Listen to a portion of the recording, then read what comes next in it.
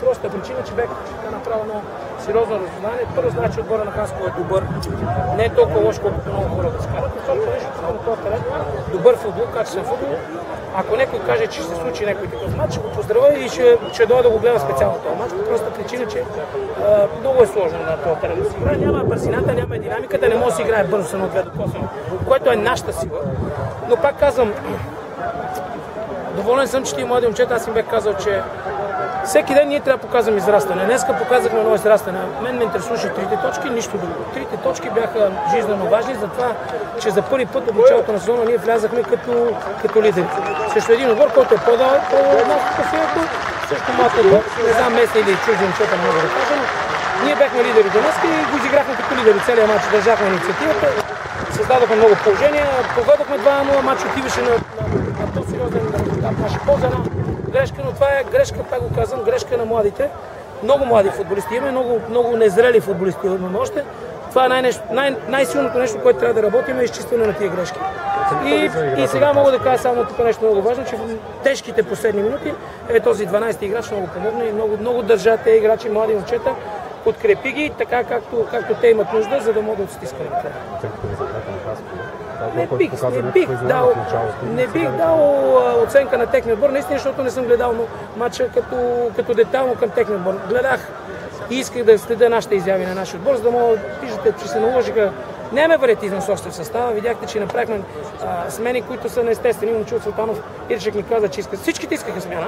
Всичките смени бяха така наказаните наложителни. Не казвам нищо друго, но просто наложителни. Всичките си ги поискаха.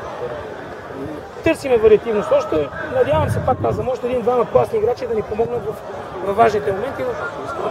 Най-много ме радва, повтарям го с риск, да се повтори няколко пъти, израстването на тия млади момчета. Днеска, казвам ви, към тях имах всеки матч поставям основни и такива директни цели.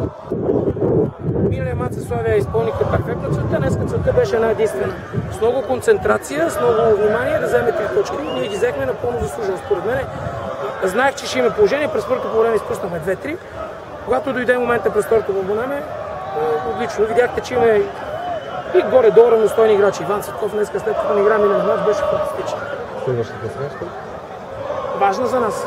Важна и тежка.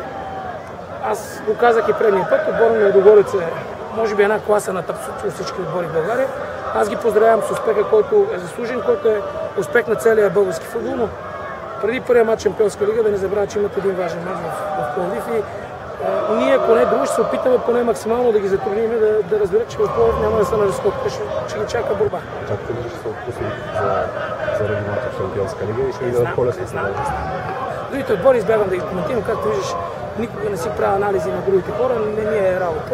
Гледам си търся нашите проблеми и нашите задачи да се решават. Има много работа. Истината е, че независимо от добрите игри, независимо от доброто представяне на тия момчета, енергията, духа, има го, но имаме днеска, примерно, абсолютно задължително.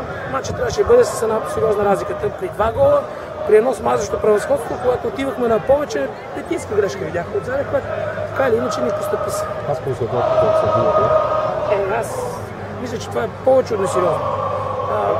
Ще гледаме детайлите, гарантирам, че няма нито един детайл, който да е повлиял на крайния резултат. Мисля, че първото по време има една засада, не съм гледал срещу Чунчуков на Иван Цветков. Мисля, че ако има някаква голяма грешка е тази засада, където Чунчуков излезе сам щуратара, няма гаранция, че е вкара гол, излезе сам щуратара. От тук поне, въпреки че от другата страна не се видя, че не е засада. Не смея да коментирам, трябва да се гледа. Но не видях нещо да има ситуация, нещо да се пускат засади, други големи, да има нарушения, дуспи и така нататък. Сигурно някакви фаули.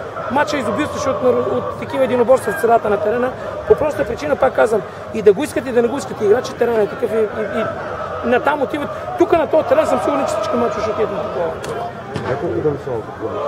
Феноменална, тя ни помогна много накрая. Имахме, така, видяхте и физическа умора, и психическа умора. Феноменалната публика помогна на тия млади играчи, които се стресираха да свършат по-подобаващо.